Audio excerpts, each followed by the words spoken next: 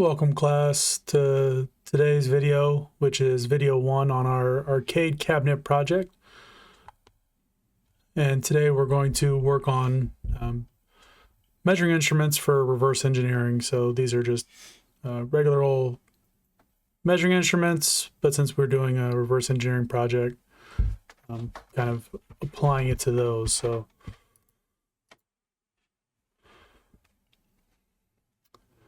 with this project, we are making a CAD model of a physical object. So basically we're making a digital twin. So in order to do that, we've got to measure all of our parts before we create the model. So starting from the very beginning, we're going to talk about the different instruments we have. So the main 3 instruments that we have for measuring length, width, height are the tape measure, which is used for really big objects for the most part. So think of, if we've got a board that is 1.5 feet long, or we're trying to measure, the length of a wall in the classroom, you really want to use a tape measure. Using a little itty bitty ruler or rule, not going to get you there really quickly, and you're going to be really far off. Next up, you've got what everybody's used to before this class, your standard ruler. Here in engineering, those are really just used for sketchings, rough layouts, things like that. They are not a precision measuring instrument. They'll just give you a rough number. They're not scientifically measured. And then we have what looks like a ruler, but is actually called a steel rule or just a rule. And that's the standard for precision measurement of things that are somewhat small when you're trying to get pretty close to accurate, but not super dialed in. We do have a couple of other instruments for smaller measurements when we're trying to get to 3-4 decimal places, but a steel rule will get you to the 16th, the 32nd, 64th of an inch relatively well, as long as you can see the difference between those lines. So that's kind of where using something else to get those finer points might come in play. So those are our 3 for this project. We're pretty much going to be using the tape measure and the steel rule, and then later on we'll talk about a dial caliper, which is our tool for getting very precise measurements to 4 decimal points. So again, the heavy lifter, tape measure, used for large dimensions, heights, widths, depths, things like that. Think of anything that's bigger than 6 inches or so really is where you want to use a tape measure. You do have a metal clasp or a hook that does have some wiggle room to it. The wiggle room should be equal to the thickness of that hook. So that way you can do either inside or outside measurements. For what we're doing outside measurements. So you'll use that hook, you'll grab onto the edge of the board, pull it so that it's snug, and then you'll get a relatively accurate reading. If you look at the one in the picture, there's a gap between the hook and where the measurement starts, and that's roughly about 1/8 of an inch. I just know because I can tell by the look of the way the reading is on the tape, and I'll explain how that works here in a couple of slides. And that leeway is also what causes this not to be a precise measuring instrument, and why it's really used for larger things, where getting down to like quarter of an inch, 1/8 of an inch is more important than is it a 64th or a very small fraction of an inch. So looking at the tape measure as you pull it across a board or something that you're measuring here, and I've got one of our arcade cabinet parts that happens to be part RE, and measuring here the overall length of it. You can see the big numbers, 16, 17, and 18. You would line up and see where does the edge of the board cross. So it's between the 17 and the 18. So you've got 17 and some fraction of an inch. And so again, the first focus is on the whole number. Then you want to get into the fractional part. So the way this works is in between 1 and 2, do I have a cursor somewhere? Yeah, here we go. So we've got 1, we've got 2, and exactly halfway, you typically will have a longer line. Probably should be the only line of that length. Again, halfway, so that's your 1/2 inch mark. Then you'll have two lines that are slightly shorter, but no other lines that are that length in between the 1 and the 2. And they're exactly halfway between the 1 and the 1/2 and the 1/2 and the 2. And halfway between 1 and 1/2 is the quarter inch line. So that is a 1/4 inch line. So if you see something measure and it comes out to where this blue line is, you would read this by reading the full inch first. So 1 inch and 1/4 inch. So 1 1/4 inch. Then as we keep going in and looking at smaller and smaller lines, you've got a series of lines that are a little bit shorter. Again, halfway in the middle between the 0 line or the 1 inch line here and that 1/4 inch line. Halfway in between the two is 1/8. So in my picture, I've actually got those way out here, but you can see that lines up with this line. And as we go all the way across, there's 4 of them, because you've also got to do the math in your head and go, all right, this is 1/8, 2/8, which is really 1/4, 3/8, 4/8, which if I simplify is 1/2, 5/8, 6/8, 7/8, and then 8/8, which is again a full number going into that 1/2 inch. If you wanted to keep going even smaller, I don't have it called out here, but there's another set of line. If you multiply this denominator by 2, that gets you 16. And so these are actually 1/16ths of an inch. And there's going to be 8 of those because you also count the other lines. So 1/8, 2/8, 3/8, all the way across. So if I go back a slide, this here is at 17. Where I'm crossing, we're going to say is roughly this line here. So we've got halves, quarters, or it's a really bad looking picture courtesy of AI. So we'll just count the lines. So 1, 2, 3, 4, 5, 6, 7, 8, 9, 10, 11, 12, 13. So we're at 13 out of 14, 15, 16, 17, 18, 19. So somehow we've got 19. So if this was a legit tape measure, that'd be 17 inches, 17 and 13/19 of an inch. But these lines aren't accurate because of AI, so I apologize for that picture. But that's how you would read that. The fourth instrument didn't really have a picture of this to show, but this here is a caliper. They come in 3 different types. The one that's in this screen is a digital caliper. We will not use these in class. They're kind of the cheater method, and I want you to learn how to use what's called a dial caliper, which has a dial in the middle, and we'll get into the specifics on how to read one of those here shortly. So these are pretty cool instrument. They're for very precise measurements. As you can see in this picture, we're out to 3 decimal places. With ones that are in inches, a lot of times those will go out to 4 decimal places. You can measure the outside thickness of something. So if I were to put, say, a screw in here, I could see what is the outside diameter of a screw. If I wanted to see the inside diameter of, say, a hole, I could put these 2 teeth inside that hole and get the measurement for the inside diameter. If I wanted to see how deep that hole went, you've actually got a little depth gauge here, so you can just basically stick this down until it hits the bottom, and this kind of rests on the surface, and the number here will give you the depth. And it just so happens that the space between these 2 teeth, and that depth gauge are all the same at this point. So this caliper kind of lines up and lets you know the same number regardless of which way you're using it. Again, for our project here, we're really going to just use this for inside diameters of holes so we can very quickly see what size screw we've got in each part and how deep those holes go for those of them that are not going all the way through the board.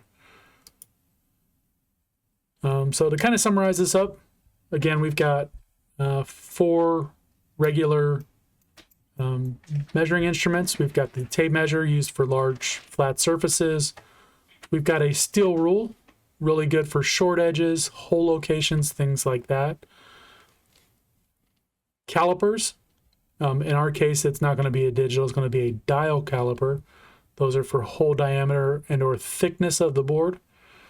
And then standard rule, really in our case, if you want to use one, it's really more for making sketching in straight lines, as we'll use the rule for those shorter measurements.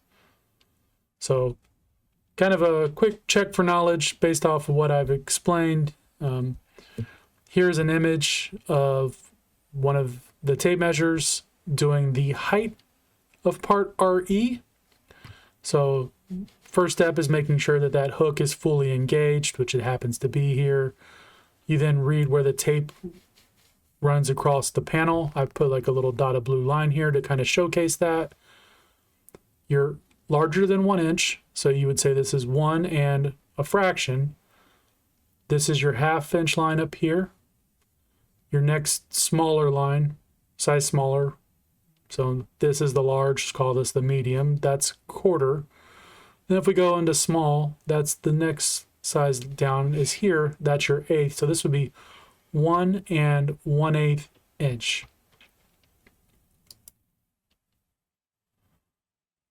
And then last but not least, as we're going through our arcade cabinet project, kind of just some food for thought.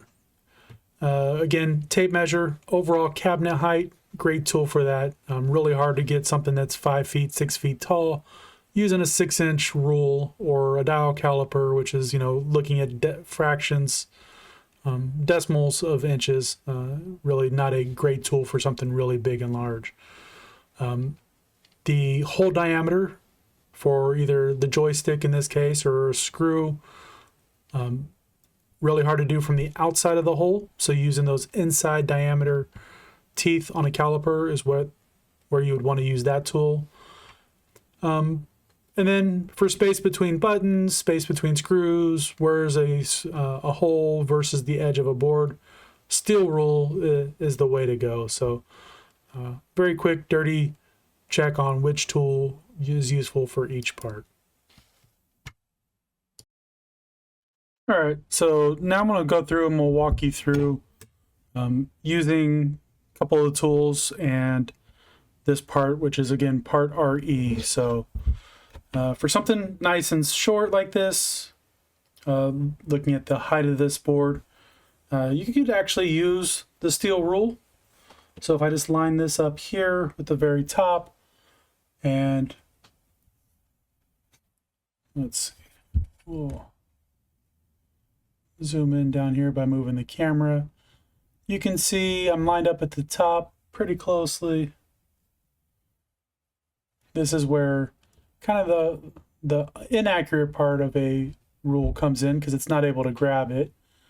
But you can see I'm kind of crossing that board at 1.25 inches. You can see it's right about there, right at that 4, might even be at that 5, but for our case, we'll just call that 1 and 4/32. On the steel rule, we've got 32 of an inch on the top. It's even called out here, and 64ths here. So 1 and 4/32. If you do the math, 4 goes into 32. Let's see, 8, 16, 24, 32.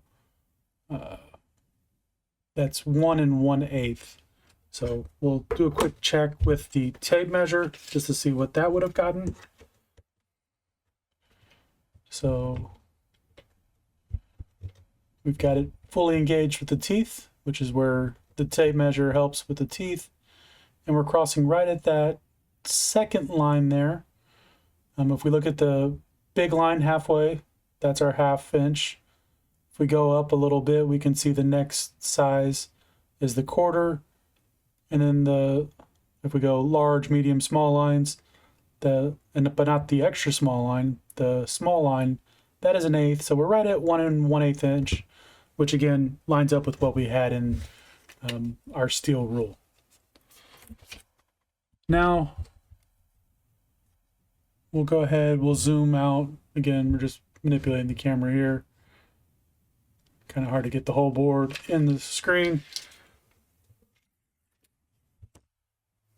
As you can see, really awkward if I was to try to use the steel rule to get this. It's larger than 6 inches. I'd have to kind of like line this up. And very quickly I would get a lot of error and variance in my number.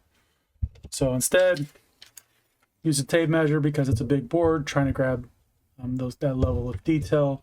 Not really important. As long as I've got a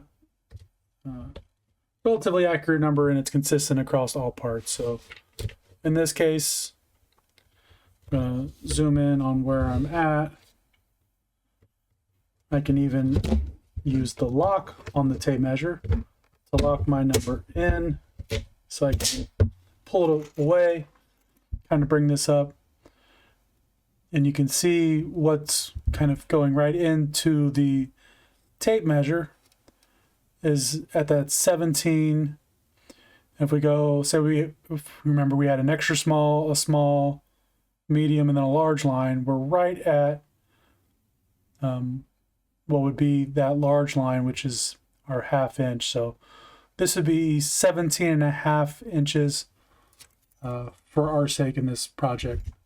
I'll even unlock it, pull it out a little bit just so you can see that again. So we were right at that line, 17.5. So the width of that board, 17.5. And then last but not least, we have our board thickness. Probably very easy to get if we bring this up. We could zoom in here. Let our auto zoom catch it. No, yes. Not really, I'm probably moving too much. But if you've got the rule you're following along, you can see it's crossing right at the 16. So 16/32, that simplifies to 1/2. If I use the tape measure, you can see we are crossing right at the 1/2 line. So again, board thickness, 1/2 inch. So we will want to document that in our engineering notebook, all three of those dimensions. So that way we can use them when we start making the model of this part in Fusion as part of our next video. So, all right, now we're on to an example of a dial caliper. So this is a dial caliper. This is very close to the models we have in class.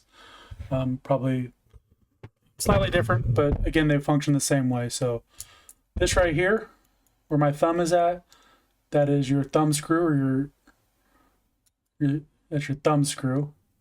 When you are completely closed here, this is how you validate that your caliper is zeroed. So when you're completely closed, you want that dial in the middle to be pointed right up at 0. If it's not, and some of ours in the class might not be, this thumb screw here at the bottom of the dial, you can unscrew that a little bit and then spin this, the outside of your dial knob, and then line it up with your arrows. So that way it's pointing at 0. So in this case, take it back. I'm going to screw it back in, lock it in place, and we're good. This thumb screw up here on the top is useful for once you've used the thumb screw and you've measured something. You can't necessarily see it because maybe you're reading behind something, whatnot. You spin this, it locks it so it can't move anymore. You disengage from whatever you're measuring and you bring it closer to you to read it. Here you've got your outside teeth, your inside teeth, and over here you've got your depth gauge, just like we saw in the slide deck. All three are the exact same measurements. There's also a way here on the back if you use the bottom here and this edge right here, where you can use it like this and get the height of an extrusion. So very similar to the depth gauge, but a lot of people call that a step measurement. So we're going to go ahead and we're going to ratchet that down a little bit. I'm going to lock this in place so it doesn't move on me while I explain this. So I don't have one of ours in class with me. This one here is a dual unit of measure dial caliper. So on the top up here, I've got metric. On the bottom here, I've got inches. It's a little hard to read. My screen's a little blurry, but there in the middle of the dial gauge, you can see the black says plus or minus 0.001 inch, and then the red says plus or minus 0.02 millimeters. So on the inside, on mine, the red handle is millimeters, the red dial is millimeters. We're going to ignore that because we want to use inches in this class for this project, since we've been using inches on our tape measure and our rule. If you go back and forth and you mix them between the two, always want to make sure you are labeling. So that way, once you go into Fusion, you can label your parameters and your dimensions. It's not a good practice to do. You want to make sure you're using the same when you sketch, so that way you don't accidentally mistype something. But just in case, Fusion's pretty smart. It can auto-convert from metric to standard or imperial, depending on what you type in. All right, so the way you read this, you start from the number on the outside of the slide first. I'm gonna unlock this, make this bigger, so you can see a little bit of numbers here.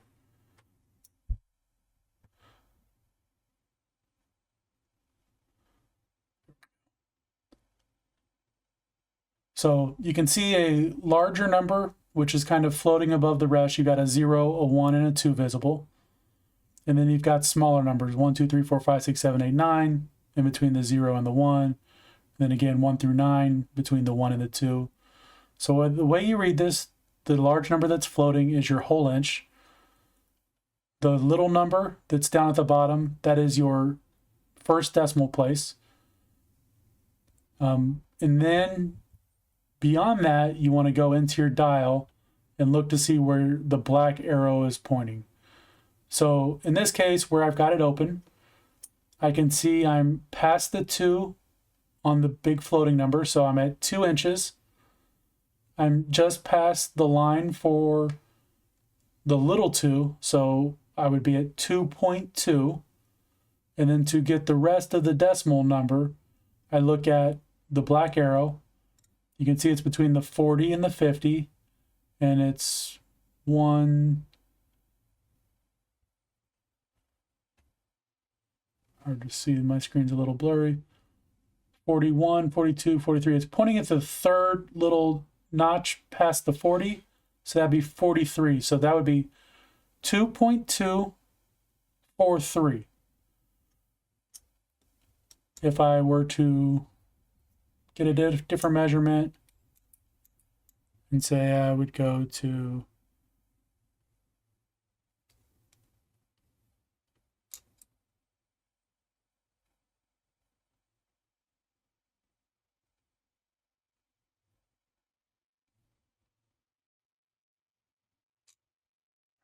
we'll do that one.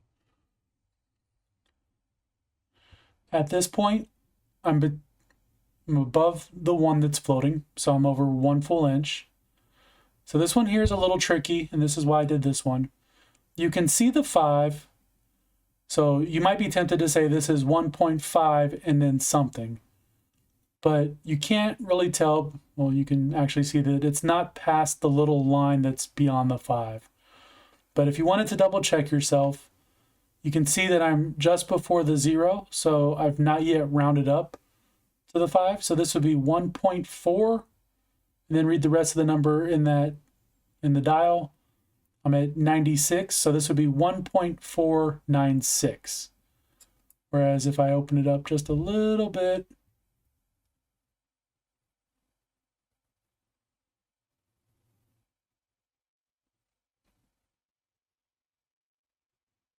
and say I saw that, which based off my angle, it's really hard to see that line.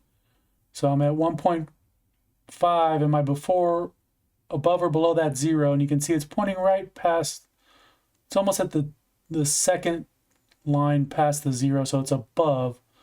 So this one here would be 1.502. So that is how you read a dial caliper. And for our purposes, how we use it, twofold. So you remember earlier in the video, I said we use this to measure diameters of holes and then depths of holes for this project. So to get the inside diameter, we're going to use these top teeth. We're going to place it inside the hole here. We're going to open it up until it hits on both sides, and then we'll read it. So in this case, we're at 0.2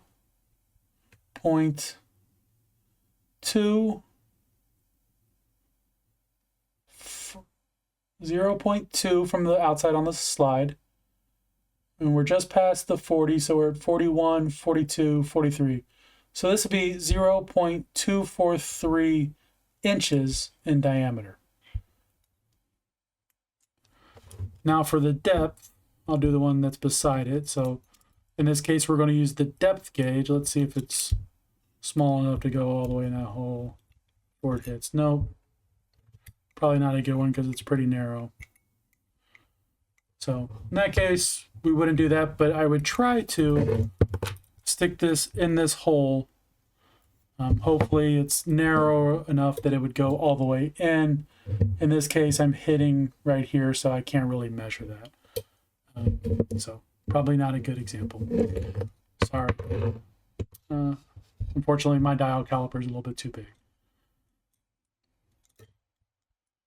In that case, that is how you use a dial caliper, and we are finished with measuring this part. The one last thing, I guess I should take that back. I've measured the width, length, height of the board. I've measured the diameter of the screw holes. I wasn't able to get the depth of it.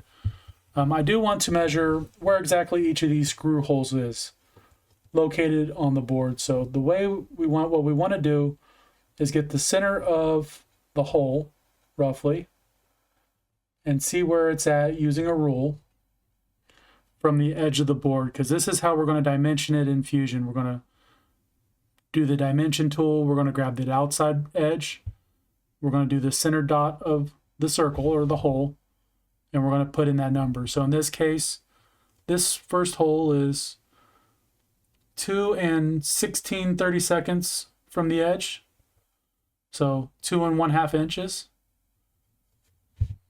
This second hole, we're at 3 and 22/32, so 11/16.